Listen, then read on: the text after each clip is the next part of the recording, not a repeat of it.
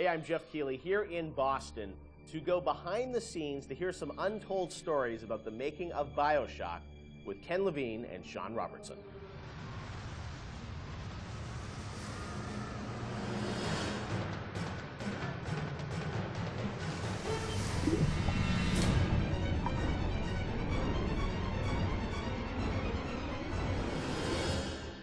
Let's talk a bit about the theme and setting of BioShock, Rapture. I think a lot of people, when they played the game for the first time, Ken, they wondered, how did you even dream up this place? And I know you said publicly before that part of the reason you what led you to Rapture was this idea of fully simulating a place. Tell us about that sort of idea and the frustrations you had with other games where you sort of hit a bound. I think our philosophy was always to do what we were doing 100% rather than try to do something bigger and do it 50% or 40%. So one of the ideas of, and this sort of came from System Shock 2 as well, where you focus on an area that you can really bring to life and you kind of eliminate the questions of, well, why can't I go over the bridge to New Jersey? So we were able to really make a place, I think, that felt believable and real, even though in actuality it was really quite limited. But we just sort of dressed it with all these buildings outside that were all, basically glorified fakes. We let the story drive what we needed to show rather than some kind of like predetermined map which we set down, which is a little different than like System Shock 2, where we actually mapped a spaceship out deck by deck. Yeah. Because I don't know what the philosophy felt a little different there, because you want to feel like a real spaceship that was sort of stacked on top of each other. But Rapture was free to sprawl across the ocean floor. Although you guys originally, Sean, were talking about doing this game on a sort of spaceship again, right? Yeah, when we first started talking about what the spiritual successor to System Shock 2 was going to be, Spaceship came up, but again, we wanted a limited environment. We didn't necessarily want to do Spaceship again. And our first actual exploration of this space was underwater, but ultimately ended up looking like a spaceship. It just happened to have a couple of seaweed fronds outside. And that started to push us towards what artistic statement that we wanted to make this look different, and what rules we were going to set for the world. How at every turn we were going to try to remind the player that they were in fact underwater and that this wasn't a spaceship. And how, like, underwater, we obviously know you did underwater, then sitting in the sky, like where did you come with the idea of like doing this underwater? I think there was probably a conversation. It's like, well, what kind of places could be cut off from other places? Yeah. Like, well, spaceship, summer camp, any island notion, right? Something that's cut off from the rest of the world. Yeah. So you never felt like you should be able to go over that bridge to New Jersey. I don't want to apply some deep and meaningful conversation. I think it was one of those ideas that you just kind of say, and then everybody's, that sounds cool, let's try that. Let's go for it. And I think it lended itself to having very nice views out the window without having to build an insane amount of unique assets. Right. By today's standards, we still were a small team back then.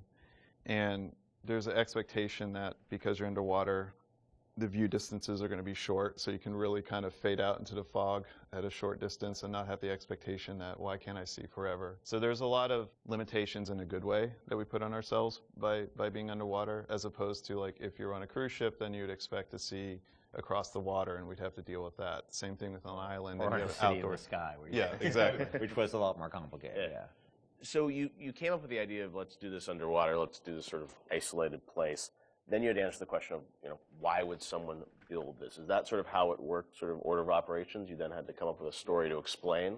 Yeah, I think we wanted a very believable reason why they'd be there. Right. And sort of the necessary isolation of the place sort of led to, well, what kind of person would want to do this? And I wasn't even particularly aware of the sort of political implications of what I was reading, but I've been reading, I had read The Fountainhead. Right.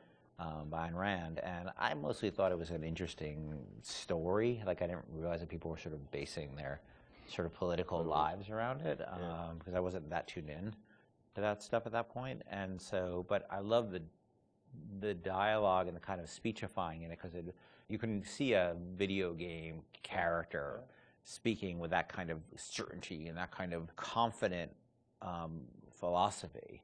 It just seemed like a natural kind of thing to apply to this place. And so it just sort of all came together as a sort of who is the guy who would do this? Well, that character. He was sort of this amalgamation of characters from Ayn Rand's books and Ayn Rand herself. This sort of idealistic person who says, well, the only way to do this is to separate from the rest of the world. Right. And that led to Andrew Ryan. I am Andrew Ryan, and I'm here to ask you a question. Is a man not entitled to the sweat of his brow? No, says the man in Washington, it belongs to the poor. No, says the man in the Vatican, it belongs to God. No, says the man in Moscow, it belongs to everyone.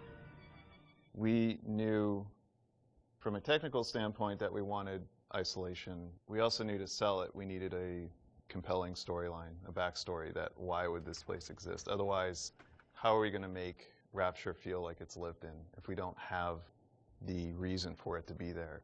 So once we decided on the underwater location and then the closed off spaces, that objectivist story kind of came in and made the art stronger and made the level design stronger because we could feed back into that loop. And I think that's why we had to have sort of Andrew Ryan's pitch right at the beginning of the game. We wanted people to understand why somebody would go there. And so he makes this very personal one-to-one pitch to the gamer, but also that was the pitch he'd make to people, which was, there's a place that you can be free of all these things, where you can not be sort of put upon by the government and not be afraid of nuclear war and not be afraid of all these other things that will plague you on the surface. We wanted that pitch to sort of resonate and make sense, because that's, otherwise by the time you got there you'd be like, well, this place is just fantasy, nobody would ever come here. And that the beauty of the place also was also tied into that. It had to be a very attractive proposition, or people who would believe that people would go leave their lives and go to the bottom of the ocean. I'm sure in some ways you had to convince the team and enroll them in your sort of vision of who this character was going to be and what the setting was going to be. How did that work, Sean? I mean, did Ken come in and say, hey, I've been reading these books, and I think we could sort of... I believe he just came in one day on a horse and said, Ayn Rand, everybody read The Fountainhead. Exactly. I bought 30 copies of it. Yeah, I think, here's a 2,000-page book or something. Yeah. Go read it. I mean, it really is more organic. Like I said, we knew that we had this location, and you struggle to fill it with stories, and you struggle to find meaning of why does this place exist? What's my motivation? And as Ken started to explore Ayn Rand a little more and started talking to us about it, and we were having that conversation, and it's like, oh, this could totally work. Like, this is exciting. Like, this is something that really hasn't been done in a video game before. And if we had flipped it and come up with the idea first before the location, I don't think we would have really been that excited about it. But we had a location, and now we're trying to fill it with that story, and because of the order of operation there, you start to get excited, like, oh, I could totally make this work. This is going to really make it feel like a lived-in space. As you think of sort of the the setting, and you think of maybe a character or something, was there a moment that you think back as like, oh, like right then and there, like I got excited when you attached the Ayn Rand For me, stuff it was to it was going to Rockefeller Center and seeing the visual. Uh-huh. So I told this story before, but my wife and I were in New York, and we went to Rockefeller Center, which was, if you go to Rockefeller Center, it basically looks exactly like Rapture. It's because every building, you're sort of encircled. It's this block in New York, or a couple of blocks in New York, where Radio City Music Hall is, and where 30 Rockefeller Plazas, where you see that show 30 Rock, and the ice skating rink, and where they put the Christmas tree, and it's this very iconic location. But what's cool about it, it's all one, unlike the rest of the city. Everywhere you look, it's one architectural style. It's Art Deco, and it's very iconic Art Deco. And my wife and I were there, and we were sort of working on the game, and we didn't have a visual style. And all of a sudden, I started looking around, and I said, "Oh, this could be a visual for the game." Also, the geometry of it was actually quite conducive to making a video game, because it wasn't overly complicated geometry. Art Deco is quite bold and simple, bold and geometric, and simple. And so my wife and I bought a couple of tourist cameras before iPhone cameras, Throwaway cameras, yeah, throwaway cameras, those little Kodak things, and we just started photographing doorknobs and light fixtures, and just sort of developed the photos. Remember that? Brought them in and said, "Come to the office. Here's a stack of stuff, here's a Sean. stack of photos. Take a look. I'll see you guys in a couple of years. Go make this." City where the artist would not fear the censor, where the scientist would not be bound by petty morality, where the great would not be constrained by the small.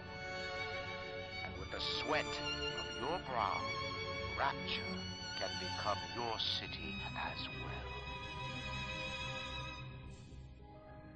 So you had kind of a theme, you came up with an art style, some of the iconic characters, and then, you really had to build the narrative around it.